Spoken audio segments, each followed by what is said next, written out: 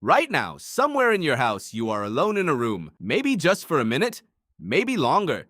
It feels normal, it feels fine, but for almost all of human history, this exact moment would have terrified your ancestors more than a lion at the edge of the firelight. Because the thing ancient humans feared most was never death, it was being cut off from the group. That sounds strange at first. Death seems like the obvious worst outcome, but anthropologists studying hunter-gatherer societies found something that flips this assumption upside down. Death was fast, isolation was slow, and slow was worse. Consider what your body does when you feel left out. Psychologist Naomi Eisenberger ran a study where people played a simple ball-tossing game, rigged so the other players stopped passing the ball. She scanned their brains while it happened. The region that lit up was the same one that lights up during physical pain. Not sadness, not embarrassment, pain. Your brain does not file social rejection as a bruised ego. It files it as an injury. Why would evolution build a brain like that? Because for most of the last 300,000 years, a human alone was a human about to die. No one to share food on a bad hunting day. No one to keep watch while you sleep.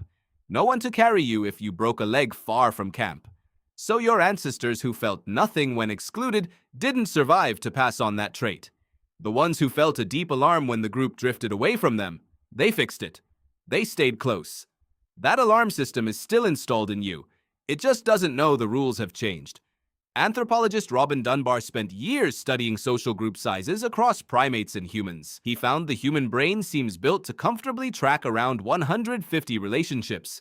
Not friends in the modern sense, people you'd recognize, remember your history with, and trust enough to ask for help.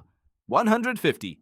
That's roughly the size of a hunter-gatherer band. Dunbar's research suggests your social brain was shaped by exactly that scale of group for hundreds of thousands of years. Now look at your phone. You might have 1,500 contacts.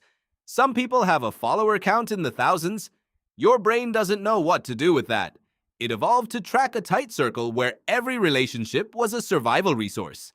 It did not evolve for a feed of strangers, a comment section, a notification from someone you've never met. But it tries anyway. That's why a single unkind comment from a stranger can sit in your chest all day. Your ancient alarm can't tell the difference between a stranger online dislikes you and the group that keeps you alive is pushing you out. Here's where it gets stranger.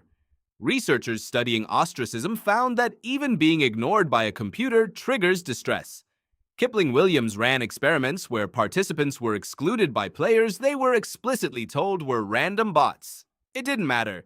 The pain showed up anyway. Your brain isn't checking whether the threat is real. It's checking whether the pattern matches. Cut off, pushed out. That alone is enough to fire the alarm, even when your rational mind knows there's no actual danger. This explains the exhausting anxiety after being left out of a group chat.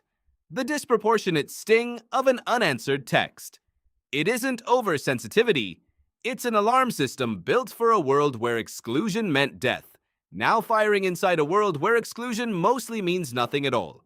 But there's a flip side worth sitting with. The same wiring that makes isolation unbearable is the wiring that makes connection feel so good. Robert Waldinger, who directed one of the longest-running studies on adult life ever conducted, found the people who stayed most connected to others were the ones who stayed healthiest and lived the longest. Not the wealthiest, not the most accomplished, the most connected. Your ancestors didn't survive the Ice Age because any one of them was strong enough alone. They survived because they were never really alone. The fire was shared. The food was shared. The watch through the night was shared. That sharing isn't a nice cultural habit. It's the operating system. It's why your brain still treats being included as safety and being excluded as danger, even now. So the next time a small social moment hits harder than it should, a slow reply, a quiet group chat, remember what that feeling actually is. It's not weakness. It's 300,000 years of survival instinct still running, still trying to keep you inside the circle of the fire. And right now, alone in that room, you're not actually unsafe. You're just finally allowed to be alone. And your oldest instincts haven't caught up yet.